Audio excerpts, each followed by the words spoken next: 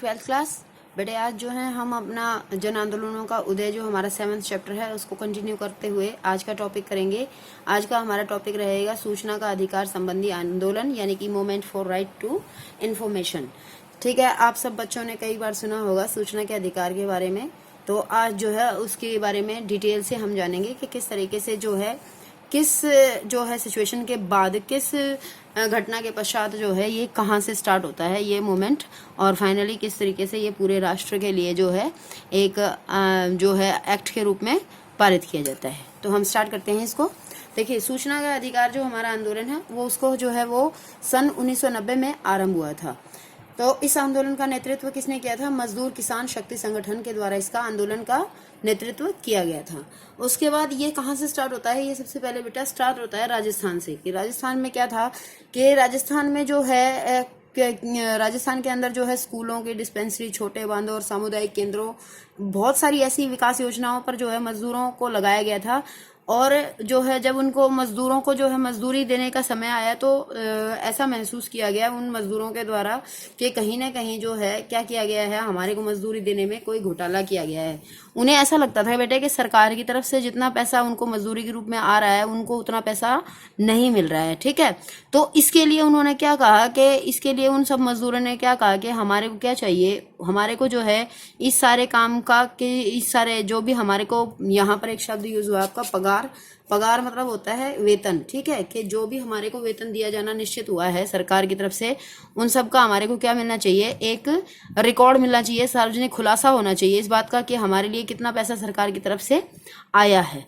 ठीक है, तो ये जब ये आंदोलन शुरू हुआ तो शुरू में तो इसको जो है इस आंदोलन को इतना सीरियसली नहीं लिया गया, लेकिन बाद में जो है इस आंदोलन ने थोड़ा सा ज़्यादा जो है इस तरीके से नारेबाजी शुरू की और इस बात पर बहुत ज़्यादा स्ट्रेस किया कि हमें जानकारी चाहिए ही चाहिए।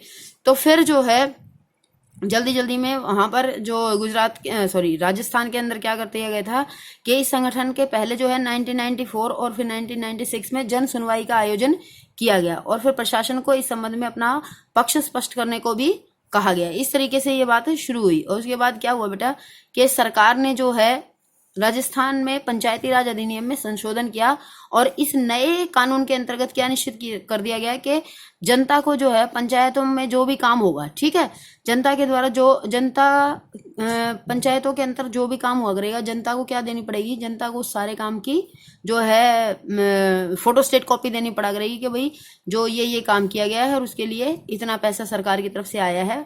कहने की बात यह है कि इसके द्वारा जो है कहीं ना कहीं पंचायतों पर जो है सबसे पहले इस तरीके के नियम लागू किए गए कि पंचायत जो भी काम करवाती है, ठीक है, उसके लिए वो क्या बजट निकालती है, किस तरीके से खर्चा करती है, क्या जो है नीतियां बनाती है, उन सब का जो है लेखा जोखा तैयार करके और उसको एक सार्वजनिक घोषणा के रूप में जनता के सामने पेश करे। तो ये बहुत ज्यादा मैंडेटरी कर दिया गया था कि भाई ये ऐसा करना जरूरी है। प्लस में जो है अखबारों में भी सूचना देनी होती थी कि अगर किसी भी प्रकार का पंचायतों के द्वारा कोई भी काम किया जाता है तो अखबार में भी सूचना दो।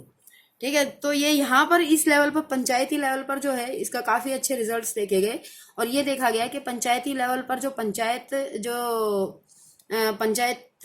पंचायती राज व्यवस्था थी उसके काम में काफी संशोधन आया और वो उसके काम में पहले से ज्यादा जो है पारदर्शिता आई, पहले से ज्यादा जो है मजदूरों को भी उन योजनाओं के तहत ज्यादा लाभ मिलना शुरू हो गया जो योजनाएं सरकार के द्वारा चालू की जाती थी। ठीक है, तो जब यहाँ पर जो है इतना फायदा हुआ तो उसके बाद जो है ये मांग किया जाने लगा कि इस प्रकार का जो अधिकार है कि जो भी इस तरीके की नीतियां हैं, जो भी कुछ सरकार के द्वारा जो बजट पेश किया जाता है किसी भी विकास कार्य के लिए, तो उसका सार्वजनिक खुलासा होना ही चाहिए। इस बात को जो है केवल पंचायती राज लेवल पर ही नहीं बल्कि इसको जो है राज्य स्तर पर और फिर केंद्रीय स्तर पर भी इसको कानून के रूप में लेकर के आना चाहिए। लोगों ने ऐसी डिमांड उठानी शुरू कर दी थी।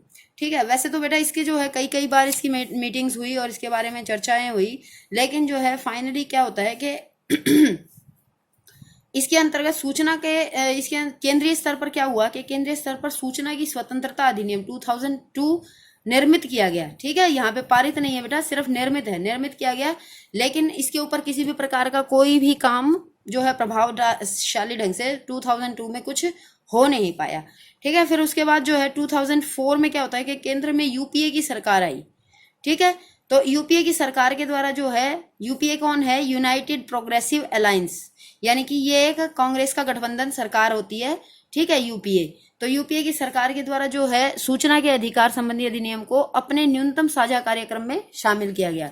तो उन्होंने जो है इसको अपने उसमें एजेंडे में डाला कि भाई हम इसके ऊपर काम करेंगे, ठीक है। इसके बाद देखो इसमें जो है बहुत सारी डेट्स दे रखी हैं, आपको फाइनली जिस डेट पर पहुंचना है वो है 12 अक्टूबर 2005, ठीक है, कि 12 अक्टूबर 2005 से जो है औपचारिक रूप से ये कानून बन करके लागू हो गया था। और आज हम इसको जानते हैं सूचना का अधिकार अधिनियम 2005, ठीक है, राइट टू इंफॉर्मेशन एक्ट 2005, इसको ऐसे ही बोला जाता है। ओके, इसके बाद जो है इस कानून के पारित होने के बाद क्या क्या इसका जो है, इसको हम क्यों इसको हम बुक में पढ़ रहे हैं, ये स्पेशली हमारे को पहले तो यही पता होना चाहिए कि हम बुक में क्यों पढ़ रहे हैं, क्योंकि ये जो है इतिहास में बहुत सारे आंदोलन हुए हैं, ठीक है, लेकिन उन आंदोलनों के बाद जो है इस प्रकार का जो है एक कानून पारित होना कि भाई जिससे पूरे इंडिया को फायदा हो, ये सबसे पहला ऐसा आंदोलन था जिसमें इस तरीके का कानून बनाए गए। और भारतीय संसद द्वारा निर्मित सूचना का अधिकार अधिनियम 2005 जो है अन्य कानूनों से बिल्कुल अनूठा एवं अति महत्वपूर्ण प्रतीत होता है, ठीक है। इस कानून के द्वारा जो है प्रत्येक भारतीय नागरिक को क्या मिला कि इस प्रत्येक भारतीय नागरिक को यह अधिकार मिला कि वो जनहित से जुड़े हुए कोई भी मुद्दा है जो सरकारी तंत्र से जो है वो उसके विषय में सूचना मांग सकते हैं, कि अगर कोई भी ऐसा जो है कोई ऐसा मैटर है, कोई ऐसा इशू है जिसके ऊपर जो है जनता का हित जिसको बिलोंग करता है, तो उस जनता के हित वाले जो है मुद्दे को जो है उसके विषय में सरकारी तंत्र क्या कर रहा है, उसमें प्रशासन क्या कार्य कर रहा है, उसमें नेता क्या कार्य कर रहे हैं, उन सब के बारे में जानने की जो है व्यवस्था इस सूचना के अधिकार के अंतर्गत प्रदान की गई थी। तो ये बहुत इंपॉर्टेंट था। इसके देने से क्या क्या प्रभाव पड़े, ठीक है, इसको देने से क्या क्या प्रभाव पड़े, तो सबसे पहले तो सबसे जो इम्पोर्टेंट प्रभाव यही पड़ा कि भाई जो लोकतांत्रिक व्यवस्था है वो पहले से ज्यादा क्या हो गई थी, अब पहले से ज्यादा लोकतांत्रिक व्यवस्था जो है न्यायपूर्ण लगने लगी थी, कार्यकुशल लगने लगी थी और जनता के प्रति ज्यादा संवेदनशील फील होने लगी थी कि भाई अब जो है जनता के बारे में सोच समझ करके कोई ऐसे जो है घोटाले घपले अब जो है वो पहले से काफी कम होने लगे थे। क्योंकि हर बात के लिए जो है अब कहीं ना कहीं पीछे से ये रहता था कि कोई भी अगर किसी भी प्रकार का कुछ भी सरकारी विकास नीति में कुछ भी गड़बड़ करने की कोशिश की गई तो उसके से संबंधित जो है आपको क्या देनी पड़ सकती है, सूचना देनी पड़ सकती है, लिखित रूप में देना पड़ सकता है, ठीक है। तो इसलिए उत्तरदायित्व की जो भावना थी वो पहले से ज्यादा बढ़ गई थी। हर कोई जो है जो भी चाहे वो प्रशासन में कार्यरत था, चाहे वो जो है सरकार के रूप में कार्यरत था, छोटे बड़े लेवल पर जो भी इस तरीके के जो अधिकारीगण थे वो सभी पहले से क्या हुए थे, वो पहले से ज्यादा जो है अब अपने कामों के प्रति ज्यादा जवाबदेही महसूस करने लगे थे। अब वो पहले से ज्यादा जो है ध्यान से काम करने लगे थे। उनको ये लगता था कि वो अब क्या नहीं हो सकते हैं, वो अपने कार्यों के प्रति निरंकुश नहीं हो सकते हैं, अनुशासनहीनता नहीं कर सकते हैं, वो जो भी उन्हें काम करना है वो पूरी सही तरीके से करना है। क्योंकि अब सूचना के अधिकार के माध्यम से जो है जो जनता का जो साधारण से साधारण नागरिक भी है बेटा, वो भी किससे जुड़ गया है, सीधा इन लोगों से जुड़ गया है, ठीक है। तो आज प्रत्येक नागरिक जो है सरकारी निर्माण कार्यों एवं विकास योजनाओं में व्यय हुए धन का पूरा ब्यौरा मांगने के लिए, सांसदों व विधायकों का लेखा जोखा जानने के लिए, शासकीय अभिलेखों का निरीक्षण करने और प्रशासन को उजागर करने, राहत कार्यों में होने वाली अनियमितताओं को जनता के समक्ष लाने के लिए इस कानून का प्रयोग कर सकता है। तो ये जो हमारा है right to information act, it is very very important for a ordinary citizen, ठीक है, जो बिल्कुल जो है आम व्यक्ति है उसके लिए भी ये बहुत महत्वपूर्ण है। तो सूचना के अधिकार के अंतर्गत जो है आप जो भी सूचना प्राप्त करना चाहें वो प्राप्त कर सकते हैं, ठीक है। इसके बाद ये तो हो गया हमारा सूचना का अधिकार। इसमें आप सही तरीके से ऐसे ये सारा याद कर लेंगे, ठीक है। मैंने यहाँ तक जो निशान लगाया है यहाँ से याद करेंगे बेटा, उसके बाद यहाँ से याद करेंगे इसको और फिर पूरा ये लेकर के आएंगे और यहाँ पर लास्ट तक ये पैराग्राफ, और उसके बाद जो मैंने लाइंस अंडरलाइन की हैं उसके बाद मैंने क्लोज किया है ब्रैकेट्स को, फिर लास्ट में शो किया है, ठीक है। ये देखो यहाँ से यहाँ तक, ये यहाँ तक लास्ट है। ये आपको अच्छे से लर्न करना है, ये एग्जाम में आता है 1 नंबर में, ये तो डायरेक्ट क्वेश्चन पूछा जाता है, सूचना का अधिकार कब पारित किया गया, ठीक है। तो आपको जो है पता होना चाहिए 12 अक्टूबर 2005। उसके बाद जो है एक हम और टॉपिक करेंगे इसी के साथ, राष्ट्रीय महिला आयोग।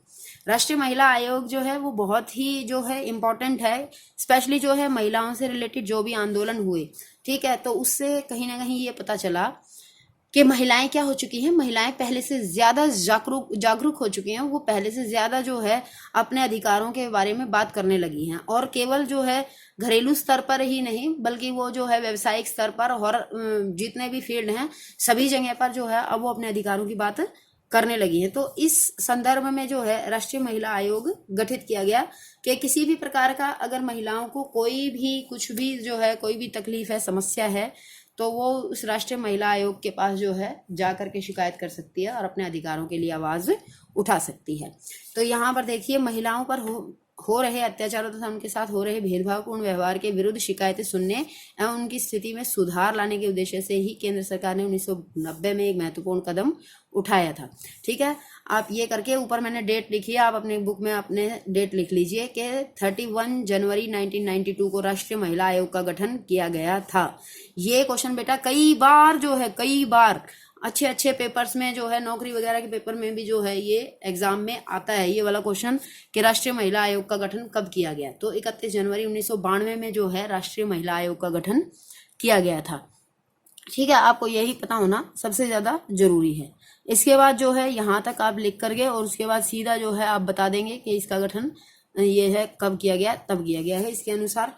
ठीक है, इसके बाद इसके कितने आयोग में निम्नलिखित सदस्य होते हैं, कितने सदस्य होते हैं राष्ट्रीय आयोग के। इस आयोग का गठन केंद्र सरकार द्वारा किया जाता है, आपको ये भी पता होना चाहिए।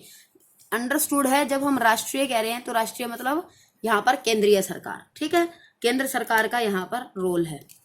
उसके बाद इसमें एक अध्यक्ष, 5 सदस्य, एक सचिव। यदि अध्यक्ष और 5 सदस्यों में से कोई भी सदस्य अनुसूचित जाति का न हो तो एक सदस्य अनुसूचित जातियों में से रखा जाएगा। ठीक है, और इधर भी अनुसूचित कबीलों का मतलब होता है जनजातीय, अनुसूचित जनजातीय का होना न हो तो एक सदस्य, ये जरूरी है, मैंडेटरी है, कंपल्सरी है ये कि वहां पर अनुसूचित जाति और अनुसूचित जनजाति दोनों के सदस्यों को जो है शामिल किया जाना जरूरी है। ठीक है, इसके बाद जो है इस आयोग के अध्यक्ष और सदस्यों का कार्यकाल केंद्र सरकार द्वारा निश्चित किया जाता है और जो कि 3 वर्ष से अधिक नहीं हो सकता है। ठीक है, कोई भी सदस्य जो अपना कार्यकाल पूर्ण होने से पहले त्याग पत्र भी दे सकता है और केंद्र सरकार भी उसे समय से पूर्व हटा सकती है। ठीक है, आयोग अपनी कार्यावधि संबंधी नियम स्वयं निश्चित करता है। बैठक इत्यादि के लिए समय एवं स्थान भी निश्चित करने का आयोग के अध्यक्ष को पूरा अधिकार होता है। वर्तमान समय में अगर अध्यक्ष की बात करें तो बेटा ये जो है रेखा शर्मा जो है राष्ट्रीय महिला आयोग के कार्यकारी अध्यक्ष के रूप में अभी कार्यरत हैं। ठीक है, आप इसको अगर जो है गूगल पर भी सर्च कर सकते हैं, वहां पर से भी देख सकते हैं। इसके बाद जो है 1999 में हरियाणा सरकार ने भी हरियाणा महिला आयोग का गठन किया है। यह आप जो है हरियाणा जीके के अंदर आपको काम आएगा। हरियाणा में जो है हरियाणा के अंदर, आप हरियाणा के वासी हैं तो आपको इसका भी पता होना चाहिए। ओके, अब इसके बाद जो है आगे ये जो महिला आयोग है उसमें जो है क्या क्या कहा गया है कि उसमें बेसिकली बात कही गई है कि जहां महिलाओं की स्थिति को सुधारने की बात की गई है, वहीं पर इन्होंने क्या कहा है कि राजनीतिक प्रतिक्रिया में भी क्या होनी चाहिए, उनकी भागीदारी पहले से बढ़नी चाहिए। ठीक है, देखो बेटे अगर जो है हम अपने प्रीवियस रिकॉर्ड्स के अकॉर्डिंग देखें तो हमारा जो है राजनीतिक क्षेत्र में महिलाओं को ज्यादा महत्व नहीं दिया गया है। अब की बार जो है 2000 जो 19 के हमारे चुनाव हुए हैं उसमें पहली बार 64 सीट्स जो हैं महिलाओं को सबसे ज्यादा मिली हैं। ठीक है, तो और भी अगर आप वैसे भी देखो ना तो महिलाओं को बेशक जो है अलग अलग स्थानों पर महत्व दिया गया है, लेकिन फिर भी महिलाओं को जो है ज्यादा महत्वपूर्ण पदों पर जो है उनको अभी भी कम ही महिलाएं आती हैं। ठीक है, इसके बाद नेक्स्ट देखो आप राष्ट्रीय महिला आयोग के कार्य क्या होते हैं। ये भी कई बार आ जाता है बेटा, कभी कभी तो 2 नंबर में ही आ जाता है राष्ट्रीय महिला आयोग के कार्य, तो उसमें तो कोई भी 2-3 कार्य लिख दो। कभी कभी ये 4 नंबर में भी आ जाता है राष्ट्रीय महिला आयोग के कार्य। ठीक है, तो याद आपको होने चाहिए। वैसे तो देखो 9-10 का 9 जो है इसके दे रखे हैं, जो है इसके फंक्शंस 9 फंक्शंस हैं, पर आपको 9 फंक्शंस आप पढ़ लीजिए, लेकिन आराम से आपको 5-6 तो कोई फंक्शंस याद होने ही चाहिए एक बार में, जो कि बहुत ईजी हैं, एकदम ईजी हैं। आप 1 मिनट में जो है इन सबको याद कर लोगे। इतने अच्छे बच्चे बन जाओगे आप जब बार बार इन चीज़ों को पढ़ते रहोगे तो। सबसे पहला देखो स्त्रियों के लिए संविधान और दूसरे कानूनों में अंकित संरक्षणों को प्रभावशाली रूप में लागू करने के लिए सरकार को आवश्यक कदम उठाने के लिए सिफारिश करना, ताकि स्त्रियों की स्थिति में सुधार हो सके। ठीक है, पहला। दूसरा देखो, दूसरे को ध्यान से समझना। दूसरा क्या कह रहा है कि निम्नलिखित मामलों संबंधी शिकायतों की जांच पड़ताल करना और उनके संबंध में आवश्यक कार्रवाई करना। ठीक है, कौन कौन सी शिकायत किस तरीके की, अगर मान लो कहीं पर भी जो है महिलाओं के साथ जो है इस तरीके का व्यवहार किया जाता है कि उनके साथ समानता का व्यवहार नहीं हो रहा है, विकास के लिए उनको रोकने की कोशिश की जा रही है। ठीक है, उनको अधिकारों से वंचित किया जा रहा है, या फिर जो है ऐसा कुछ करने की कोशिश की जा रही है जिसमें स्त्रियों की भलाई को यकीनी बनाने के उद्देश्य से संबंधित नीति निर्णयों, निर्देशों एवं हिदायतों पर अमल नहीं किया जा रहा है। ठीक है, तो अगर ऐसे काम हो रहे हैं तो उस पर प्रॉपर क्या होनी चाहिए, उन पर जांच पड़ताल होनी चाहिए उन कामों पर। ठीक है, तीसरा देखो, उन कारागारों, केंद्रों, संस्थाओं तथा स्थानों का निरीक्षण करना अथवा करवाना जहां स्त्रियों को कैदियों के रूप में अथवा किसी अन्य रूप में रखा जाता है, और आवश्यक कदम उठाने हेतु परामर्श देना कि कहीं पर भी जहां महिलाएं रहती हैं, जैसे आप बच्चों ने सुना भी होगा, कहीं जो है कहीं जो है इस तरीके के कोई आश्रम होते हैं जहां पर किसी प्रकार के कोई गलत कार्यों में महिलाओं को लगा दिया जाता है। तो वो इसीलिए जो है ये जरूरी रखा गया है कि अगर ऐसी कोई भी शिकायत आती है किसी भी केंद्र से, तो वहां पर तुरंत जाकर के राष्ट्रीय महिला आयोग के अंतर्गत कार्रवाई की जा सकती है। उसके बाद फोर्थ पॉइंट देखो कि स्त्रियों को सामूहिक तौर पर प्रभावित करने वाली मुकदमेबाजी के लिए आर्थिक सहायता देना। कि कई बार क्या होता है कि समाज के अंदर जो है इस प्रकार के जो है मुकदमे वगैरह चला दिए जाते हैं, जिससे कि जो है महिलाओं को मान लीजिए तलाक दे रहे हैं या कुछ और जो उनके साथ दुर्व्यवहार कर रहे हैं, उनको घर से निकाल रहे हैं, तो ऐसी स्थिति में उनको जो है मुकदमेबाजी चलाने के लिए उनको जो भाई वो खुद से इस लायक नहीं है कि वो जो है इन चीज़ों की जाकर के शिकायत कर सके, तो राष्ट्रीय महिला आयोग जो है उनको इसके लिए आर्थिक सहायता प्रदान करती है कि अगर किसी भी तरीके से उनको इस तरीके से मुकदमे वगैरह करने के लिए पैसा चाहिए तो वो उसको दे सकती है, कुछ सहायता दे सकती है। ठीक है, स्त्रियों के विरुद्ध अत्याचारों और भेदभावों से पैदा हुई समस्याओं का विशेष अध्ययन करवाना और उनको हल करने के लिए परामर्श देना कि जो है अगर स्त्रियों के ऊपर जो है कोई अत्याचार कर रहा है, भेदभाव कर रहा है उनके साथ, तो ऐसी समस्याओं का विशेष अध्ययन करवाना, और अगर वो चीज़ें सही पाई जाती हैं तो फिर उनके लिए सलूशन देना, उसके लिए एडवाइस करना राष्ट्रीय महिला आयोग का काम होता है। ठीक है, राष्ट्रीय महिला आयोग इसके अलावा और भी बहुत सारी चीज़ें करती है बेटा, जैसे जो महिलाओं के लिए विशेष रूप से ये चलाया गया एक आयोग है जो महिलाओं को हर क्षेत्र में, जैसे वो विकासवादी है, शैक्षिक क्षेत्र है, ठीक है, कोई भी ऐसा क्षेत्र जहाँ पर महिलाओं को जो है किसी प्रकार की कोई कठिनाई है, तो उसके बारे में अगर सरकार को पता लग जाता है, सरकार को इस बारे में कि भाई सही कहीं पर भी महिलाओं के साथ कुछ भी गलत हो रहा है, तो तुरंत उसके खिलाफ एक्शन किया जाता है। उसके बाद स्त्रियों से संबंधित कोई भी और काम जो केंद्र सरकार इस आयोग को सौंपती है, उन आयोगों को भी उन कार्यों को भी जो है आयोग द्वारा संपन्न करने का उत्तरदायित्व दिया जाता है। इसका जो है मेन मोटिव क्या है निष्कर्ष में, जैसे कंक्लूजन तो मैं आपको हमेशा ही कहती हूँ बेटा जरूर लिखना चाहिए। ठीक है, कंक्लूजन ही जो है, कंक्लूजन ही इस चीज़ का सिंबल होता है कि आपने क्वेश्चन को जो है पूरा किया है। अगर लॉन्ग क्वेश्चन है तो उसको कंक्लूजन के साथ जो है कंक्लूड करना चाहिए। कभी कभी जो है राष्ट्रीय महिला आयोग पर जो है क्या है और इसके क्या कार्य हैं, ये 6 नंबर में आ जाए, वैसे आता नहीं है लेकिन फिर भी आता है, तो जो भी 6 नंबर के क्वेश्चन होते हैं उसमें निष्कर्ष निकलना जरूरी होता है। ठीक है, तो ये ज्यादातर इसमें क्या है कि महिलाओं की स्थिति में परिवर्तन लाया जा सकता है, ये माना गया है और ये वैसे हुआ भी है। ठीक है, उनमें आत्मविश्वास, आत्मनिर्भरता, सहभागिता की भावना जो है वो पहले से ज्यादा बढ़ी है। जो अब जो है पुरुष और महिला का बराबर का दर्जा है, केवल संवैधानिक ही नहीं बल्कि व्यवहारिक रूप से भी जो है पुरुष अब महिलाओं के समान माने जाते हैं। अब जो है किसी भी प्रकार से ये नहीं कहा जाता है कि महिलाओं के साथ दुर्व्यवहार किया जाए और वो जो है उसको आसानी से सहन करती रहेंगी। अब वो वाला सिस्टम खत्म हो चुका है, इसलिए महिलाओं के साथ किसी भी प्रकार का दुर्व्यवहार करना, उन पर अत्याचार करना, वो क्या है, वो बिल्कुल गलत है, असहनीय है। ठीक है, तो समाज में मैं कहती हूँ कि पहले से महिलाओं की स्थिति कैसी हुई है, पहले से समाज में महिलाओं की स्थिति जो है वो सशक्त हुई है, ज्यादा जो है वो पहले से ज्यादा दृढ़ हुई हैं महिलाएं। अब आप बच्चे भी जानते हैं कि हर क्षेत्र में महिलाओं को जो है विशेष भागीदारी प्राप्त है। महिलाएं सभी स्थानों पर जो है सभी जगह महिलाएं अपना रोल अदा करती हैं, यहाँ तक कि बड़ी बड़ी सरकारी ऑफिसर्स के रूप में भी महिलाएं अपना काम बहुत ही ज़्यादा जो है कामयाबी के साथ कर रही हैं। ठीक है, चाहे वो पायलट हों, इंजीनियर हों, आईएएस अधिकारी हों, तो अभी जो है वर्तमान समय में महिलाएं पहले से काफ़ी सशक्त हुई हैं। ठीक है, तो आप इस टॉपिक को अच्छे से याद कर लेंगे। राइट टू इन्फॉर्मेशन एक्ट को तो बहुत अच्छे से याद कर लेंगे। ठीक है, ओके, बाय बाय स्टूडेंट्स।